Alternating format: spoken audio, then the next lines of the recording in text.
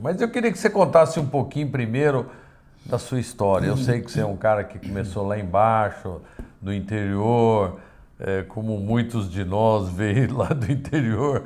Então, conta um pouquinho aí da sua história para o pessoal entender como é importante o cara começar embaixo e chegar onde você chegou, né? Bacana. Minha família muito humilde, né? Minha mãe era dona de casa, meu pai era pedreiro lá na cidade de Lins.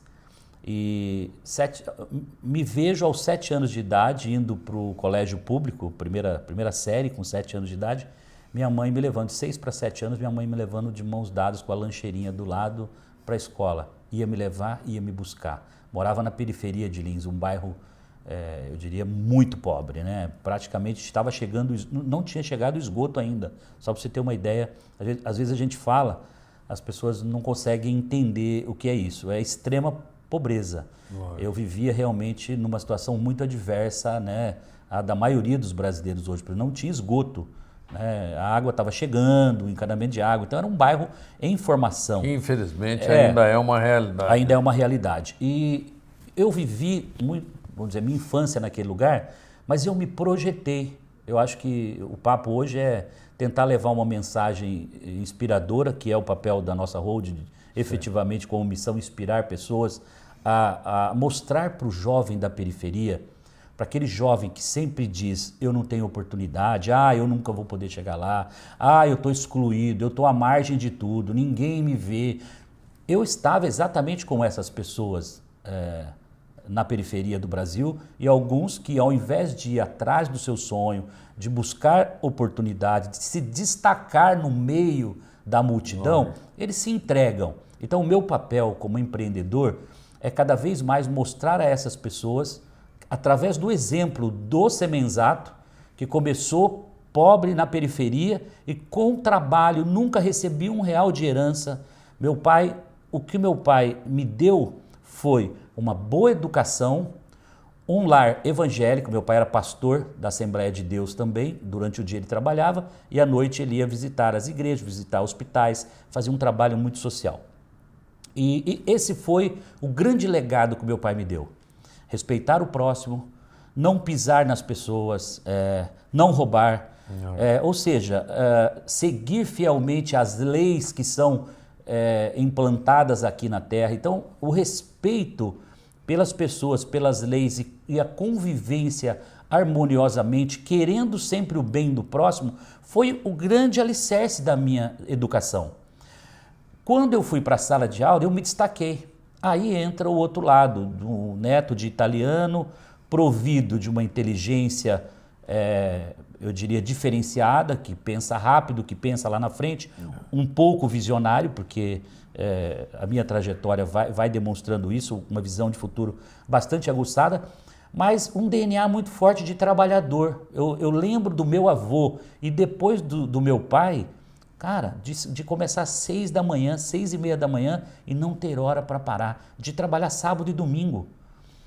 E esse exemplo veio e eu, claro que juntei todos esses ingredientes da minha formação desde criança na escola dominical, com os ensinamentos bíblicos e etc. Isso coroou e me moldou para enfrentar os desafios que viriam pela frente.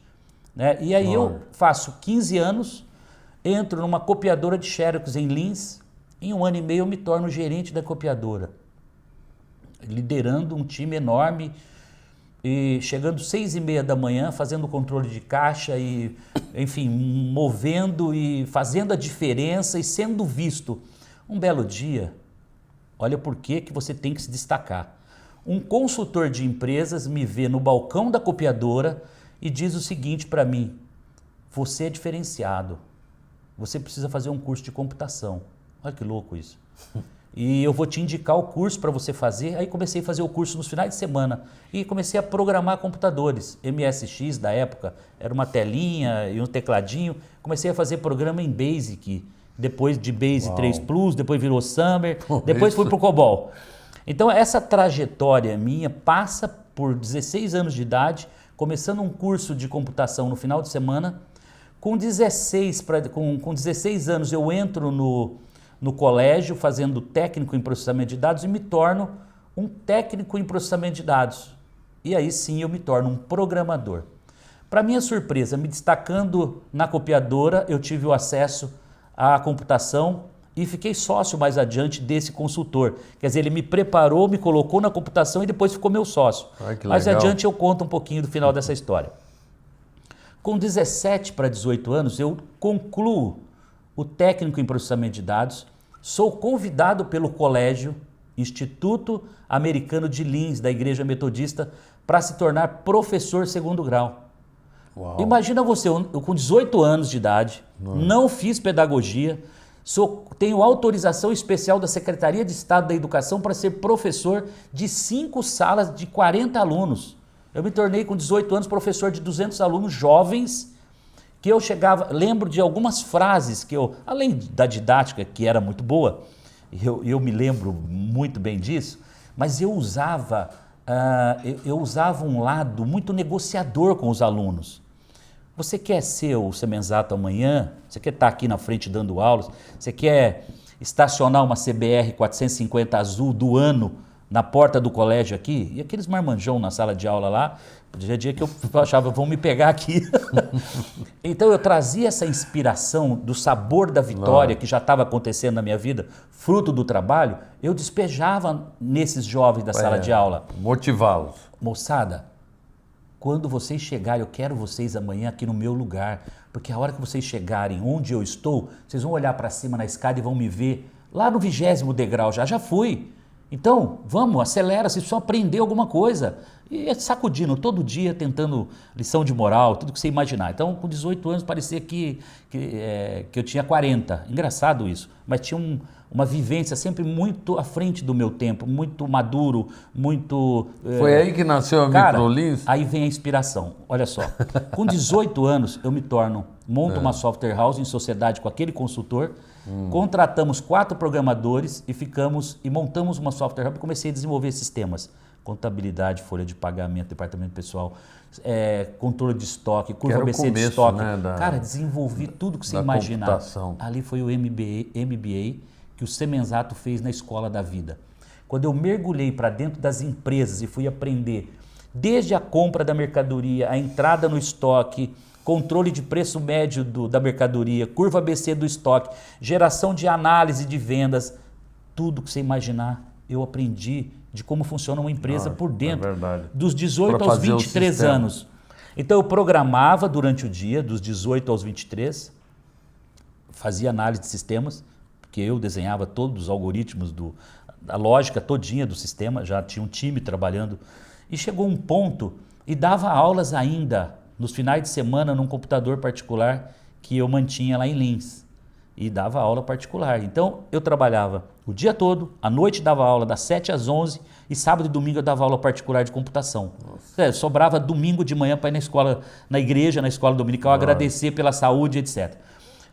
Isso trouxe a inspiração para eu criar a minha primeira empresa, que foi em 91, quando eu fundei a Microlins.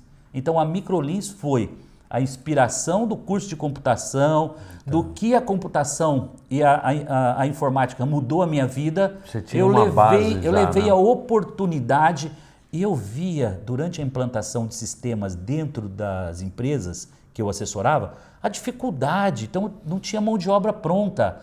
Então, a Microlins veio exatamente para levar capacitação em informática no primeiro momento e anos depois eu percebo que só a informática não seria suficiente.